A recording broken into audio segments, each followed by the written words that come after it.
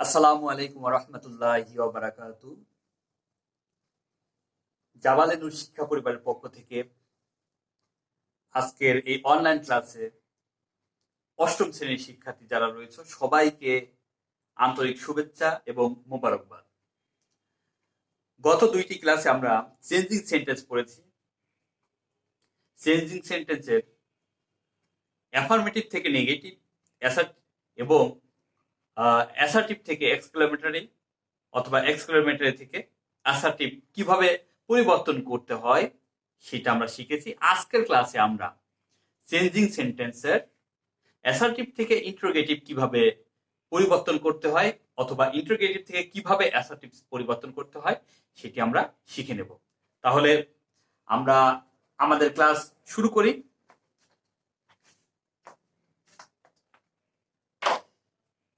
এখানে আমি 8টি নিয়ম লিখেছি। এই 8টি নিয়মের উদাহরণ সহ আমরা শিখে নেব। প্রথম যেই নিয়মটা সেটা হচ্ছে অ্যাসার্টিভ সেন্টেন্সটা যদি অ্যাফার্মেটিভ হয় তাহলে নেগেটিভ ইন্টারোগেটিভ করতে হবে। কি করতে হবে? নেগেটিভ ইন্টারোগেটিভ করতে হবে। আমরা এক্সাম্পল সহ এটা করি, বুঝি। দেখো, number 1 example, he is playing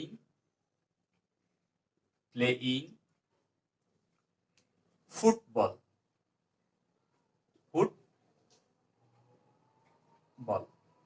তাহলে এই বাক্যটি হচ্ছে অ্যাফার্মেটিভ। এই বাক্যটিকে আমরা যখন চেঞ্জিং সেন্টেন্সে ইন্টারোগেটিভ করতে যাব, এটাকে তখন আমাদের কি করতে হবে? নেগেটিভ ইন্টারোগেটিভ করতে হবে। নেগেটিভ ইন্টারোগেটিভ করলে এখানে কি হবে? তাহলে আমরা ইজ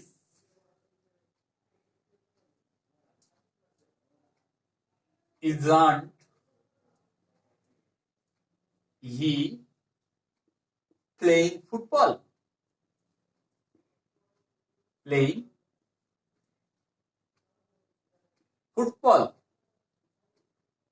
একটা প্রশ্নবোধক চিহ্ন দিয়ে দিতে হবে। যখন আমরা সংক্ষিপ্ত রূপ নিয়ে আসব তখন নটের সংক্ষিপ্ত রূপ যখন নিয়ে আসবো তখন ইজ এর পরে আমাদের এই নটকে নিয়ে আসতে হবে। আর যখন আমরা মূল নট লিখব তখন আমাদেরকে সাবজেক্টের পরে নট নিয়ে আসতে হবে।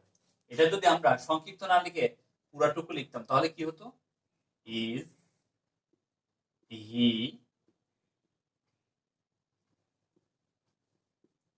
নট প্লেইং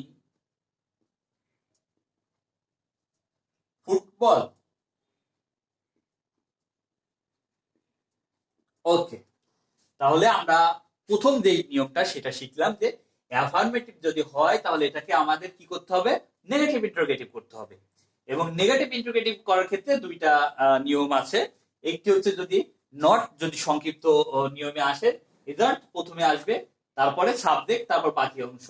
আর যদি আমরা নট যদি পরে নিয়ে আসি, পূর্ণ নট যদি লিখি, সেই ক্ষেত্রে আমাদের সাবজেক্টের পরে নট নিয়ে আসতে হবে। যেমন is he not playing football? তাহলে এটা আমাদের 1 নাম্বার নিয়ম গেল। 1 নাম্বার নিয়মের এটা কি? এক্সাম্পল। এরপরে 2 নাম্বার যে নিয়মটি রয়েছে সেটি হচ্ছে নেগেটিভ যদি অ্যাসার্টিভ সেন্টেন্সের মধ্যে যদি নেগেটিভ থাকে, এইটাকে যখন আমরা ইন্টারোগেটিভ করব সেই ক্ষেত্রে আমাদের কি কি করতে হবে? সেই ক্ষেত্রে আমাদেরকে অ্যাফার্মেটিভ ইন্টারোগেটিভ করতে হবে। এখানে INTR, এটা ইন্টারোগেটিভ, অ্যাফার্মেটিভ ইন্টারোগেটিভ করতে হবে। আমরা এক্সাম্পল সহ এটা বুঝি। দেখো, 2 নাম্বার 2 এক্সাম্পল দি নেগেটিভ বাক্য তৈরি করি আগে। হি ইজ নট প্লেইং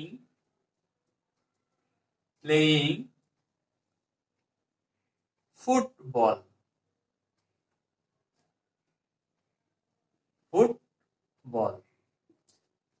এটা হচ্ছে নেগেটিভ একটা বাক্য। এটাকে যখন আমরা অ্যাফার্মেটিভ নেগেটিভ করব তখন কি হবে?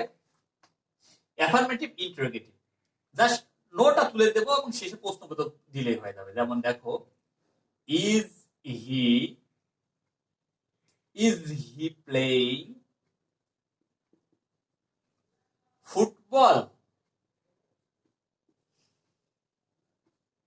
এটা প্রশ্নবোধক দিয়ে দিলাম, ঠিক আছে।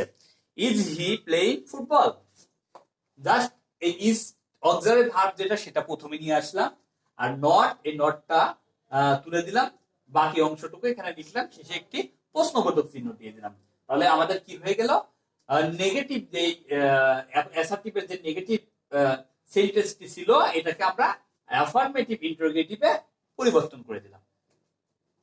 এরপর 3 নাম্বার যে নিয়মটি রয়েছে, 3 নাম্বারটি হচ্ছে এভরিবডি অথবা এভরিওয়ান অথবা অল যদি অ্যাসার্টিভ সেন্টেন্সের মধ্যে থাকে, তাহলে এটাকে যখন আমরা পরিবর্তন করব সেই ক্ষেত্রে আমাদেরকে কি করতে হবে, সেই ক্ষেত্রে আমাদেরকে হু নিয়ে আসতে হবে। এভরিবডি এভরিওয়ান বা অল এর পরিবর্তে হু নিয়ে আসতে হবে, এবং নেগেটিভ ইন্টিগ্রেটিভ করলেই বাক্যটি আমাদের কি হয়ে যাবে। যেমন দেখো, এভরিবডি লাভ his mother. 3 number, everybody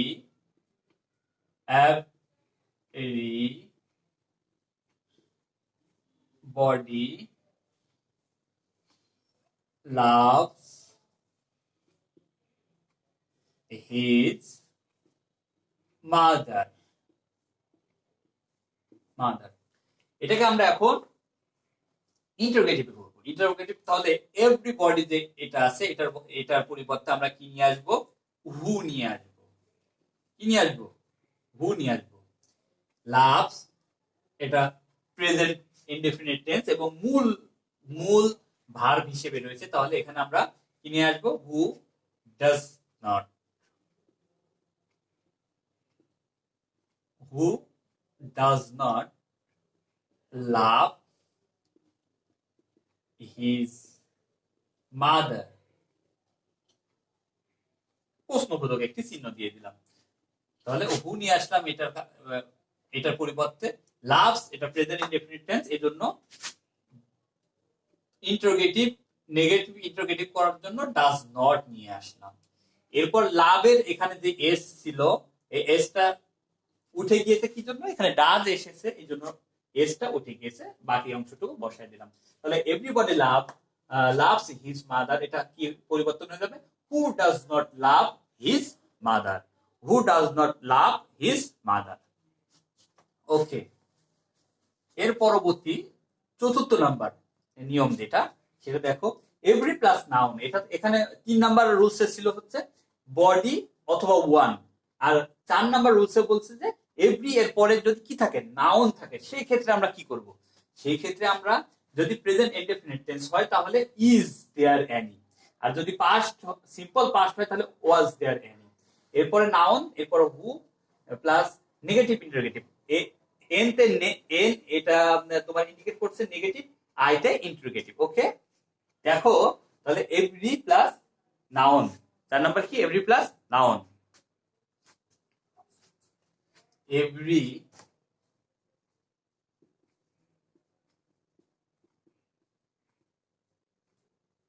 mother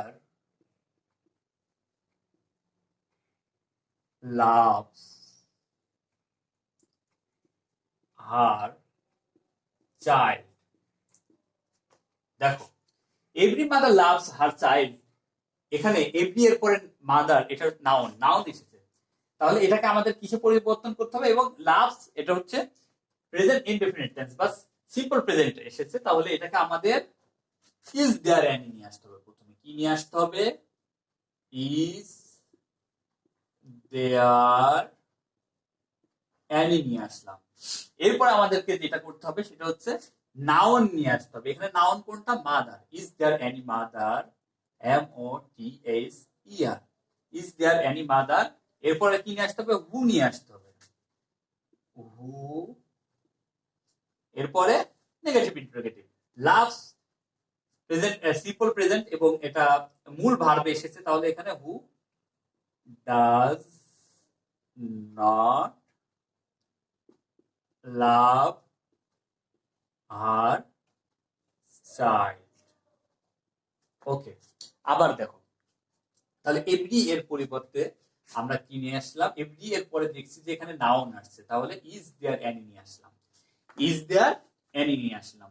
এরপর নাউন বসালাম, নাউন বসানোর পরে হু নিয়ে আসলাম, হু নিয়ে আসার পরে আমরা এখানে লাভস, এখানে এটা সিম্পল প্রেজেন্টে রয়েছে, এই জন্য আমরা কি নিয়ে আসলাম, অক্সিলারি ভার্ব ডাজ এবং নট নিয়ে আসলাম নেগেটিভ ইন্টারোগেটিভ করার জন্য। কি করার জন্য, নেগেটিভ ইন্টারোগেটিভ করার জন্য। এরপরে লাভ নিয়ে আসলাম, এখানে এস আছে, এসটা এসটা যখন ইন্টারোগেটিভে নিয়ে আসছি তখন কিন্তু এসটা উঠে গিয়েছে, কি জন্য, ডাজ এসেছে এই জন্য।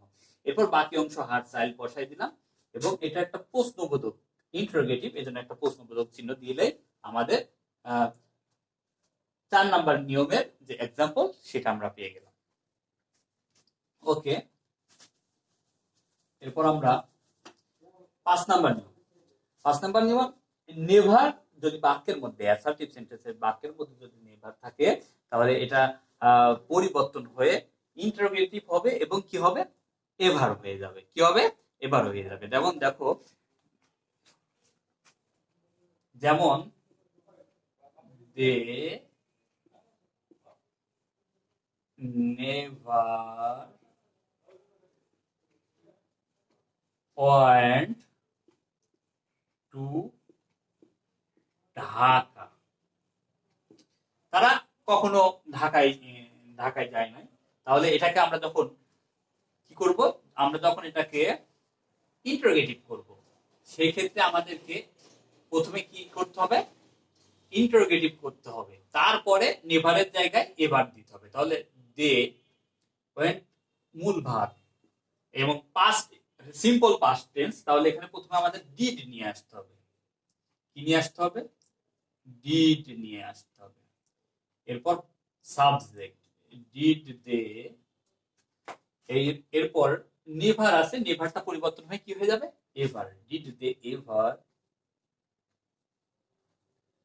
যেহেতু ডিড প্রথমে নিয়ে আসলাম, সেই ক্ষেত্রে ওয়েন্ট এটা সিম্পল প্রেজেন্ট, এটা মূল ভার্বে চলে আসবে, গো হবে, go, did they ever go to Dhaka, এবং শেষে একটা প্রশ্নবোধক চিহ্ন হয়ে যাবে।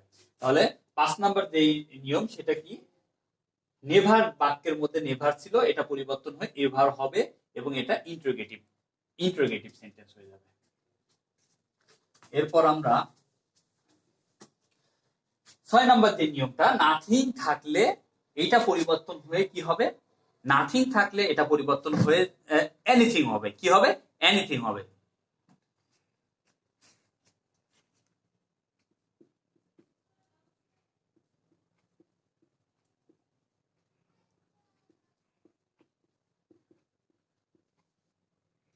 I know nothing about it, আমি এই সম্পর্কে জানি না।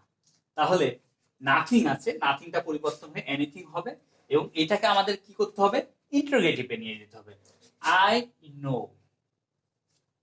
তাহলে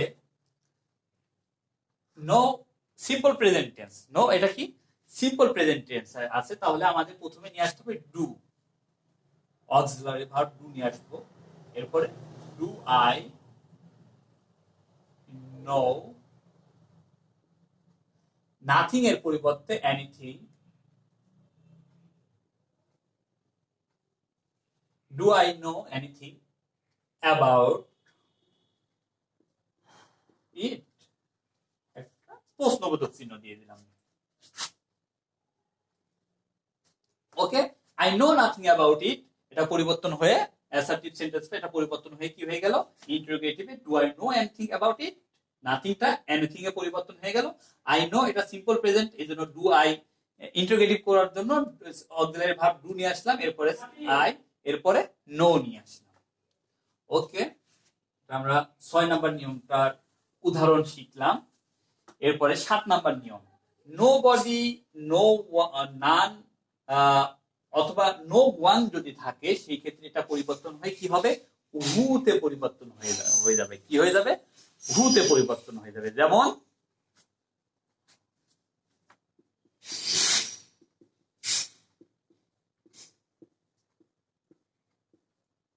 nobody loves a liar. কেউ একজন মিথ্যাবাদীকে কেউ ভালোবাসে না। তাহলে nobody এর পরিবর্তে আমাদের নিয়ে আসতে হবে who নিয়ে আসলাম, who, এরপর বাকি অংশটা বসাই দিলে হবে who loves a liar, একটা প্রশ্নবোধক চিহ্ন দিয়ে দিলাম। who loves a liar, nobody loves a liar, এটা পরিবর্তন হয়ে কি হয়ে গেল who loves a liar। এর পরবর্তীতে আমরা সর্বশেষ যে নিয়মটা এখানে লিখছি সেটা দেখো, দেয়ার ইজ নো যদি থাকে অ্যাসার্টিভ সেন্টেন্সে, এরপরে যদি পারসন থাকে অথবা থিং কোন জিনিস থাকে, তাহলে এটাকে আমরা কিভাবে করব, ইজ দেয়ার এনি, কি করব, দেয়ার ইজ নো এর পরিবর্তে is there any.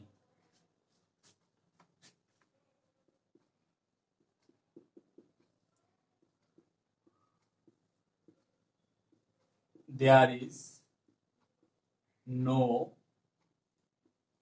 use of it. There is no use of it, এখানে এটার কোনো ব্যবহার নেই। তাহলে there is no আছে, there is no আছে, তাহলে is there any নিয়ে আসতে হবে।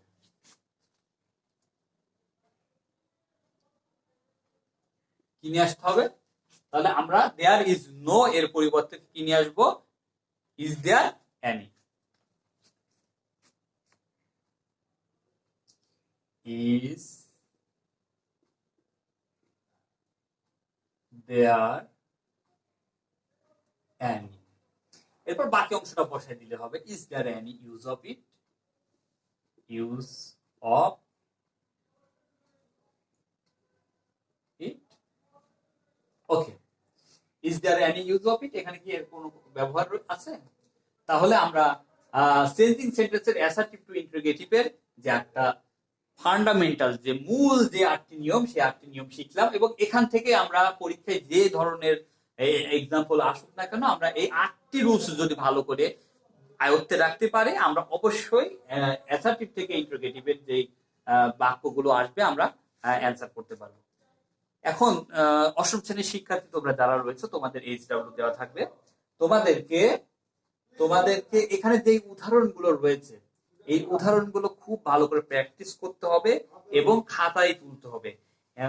প্রথমে অ্যাসার্টিভ সেন্টেন্স গুলো খাতাতে তুলবা, এরপরে এটা ইন্টারোগেটিভ করবা, ইন্টারোগেটিভ করে এটা যে ভিডিওটি আমাদের গ্রুপে যাবে এর নিচে আপলোড করবা। অবশ্যই এইচডব্লিউ তোমরা করবা।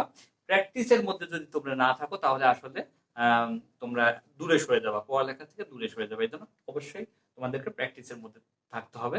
তাহলে সবাইকে ধন্যবাদ। আগামী ক্লাসে আবার দেখা হবে তোমাদের সাথে।